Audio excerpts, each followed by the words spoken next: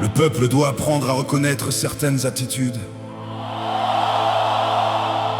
Parce que toutes les paroles fortes ne sont pas forcément des paroles responsables.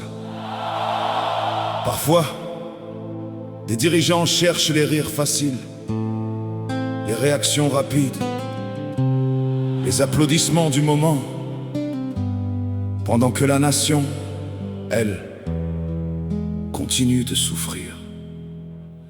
Quand le populisme remplace le patriotisme, le peuple finit perdu dans les contradictions. Quand les leaders cherchent seulement les réactions, la République perd sa direction.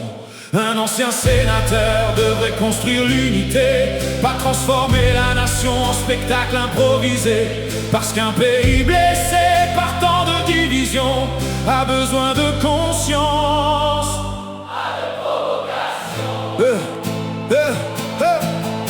Un ancien sénateur de la République, debout devant une foule électrique, répond avec une phrase calculée pour provoquer. Moi, je serai le seul haïtien pour le Brésil, et beaucoup rient, beaucoup applaudissent. Parce que le populisme adore les phrases qui divertissent, mais derrière les rires rapides et les réactions faciles, le message envoyé devient fragile. Le populisme cherche souvent l'émotion immédiate, sans réfléchir aux conséquences sur l'État, pendant qu'un véritable patriotisme rassemble. Même quand le pays tremble, un homme d'État ne parle pas seulement pour exister, il parle pour aider la société. Parce qu'une nation déjà fragilisée par les crises ne peut pas vivre seulement de buzz et d'improvisation politique. Quand le populisme remplace le patriotisme, le peuple finit perdu dans les contradictions.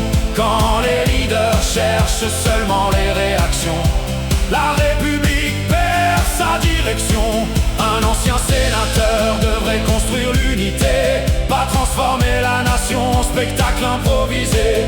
Parce qu'un pays blessé par tant de divisions a besoin de conscience. Pas de provocation.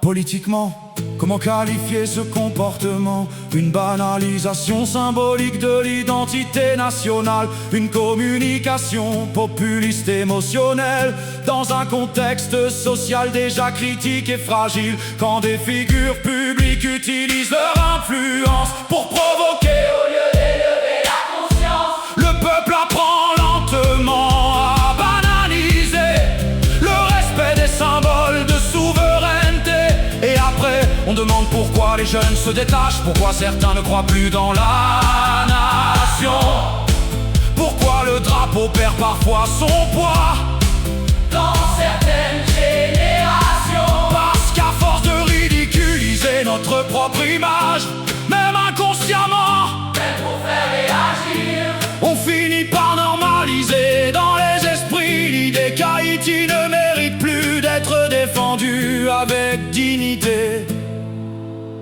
Une république ne tombe pas seulement par les armes, elle peut aussi tomber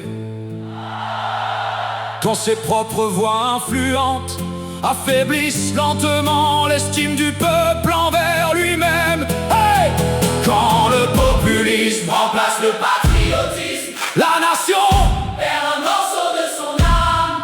Quand les leaders jouent avec les symboles, le peuple finit blessé dans son calme. Mais nous continuerons d'enseigner aux enfants que le drapeau mérite encore le respect, même dans les moments les plus difficiles du présent.